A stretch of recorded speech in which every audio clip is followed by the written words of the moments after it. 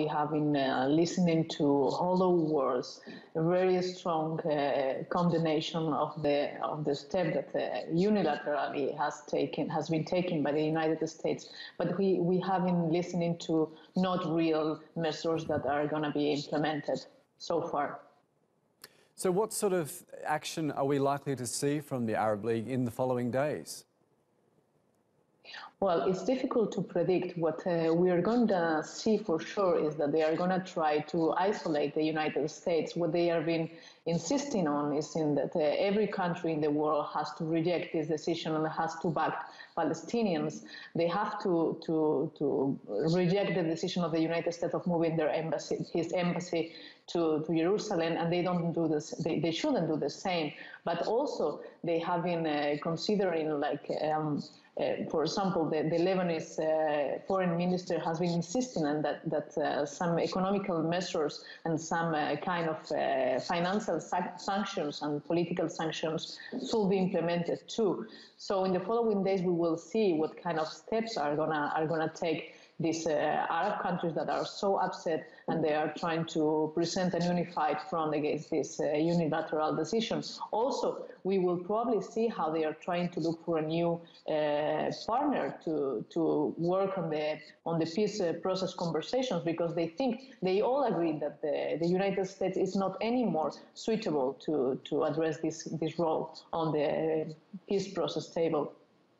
So you mentioned there are possible sanctions. Is there an appetite from the Arab League to go down that route? I mean, is there consensus within these different countries that they want to follow that sort of action?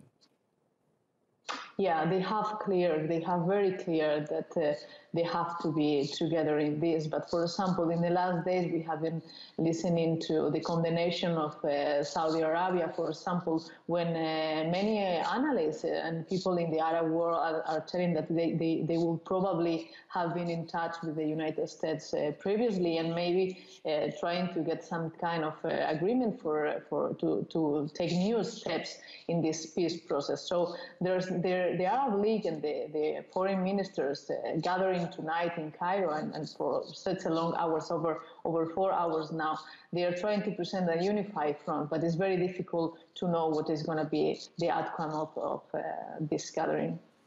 Is it likely to make any difference? Will the United States bow to any pressure, do you think? It's very difficult to say so, especially because the economical ties, the political ties that all these countries, the main one, for example, Egypt, that have with the United States, mean that whatever they do, whatever they say, it has to be accepted in one way or another. We can listen to all these condemnations, we can listen to all these protests, we can attend to this rage of anger that they say that it want to backlash against the United States, but the reality is that they have the power and they feel encouraged to take this step and to do whatever they want, because they know that the most, or mainly what they can do, the Arab countries, is just to complain and to raise their voices, but in fact they will have very little power to pressure someone like the United States of America.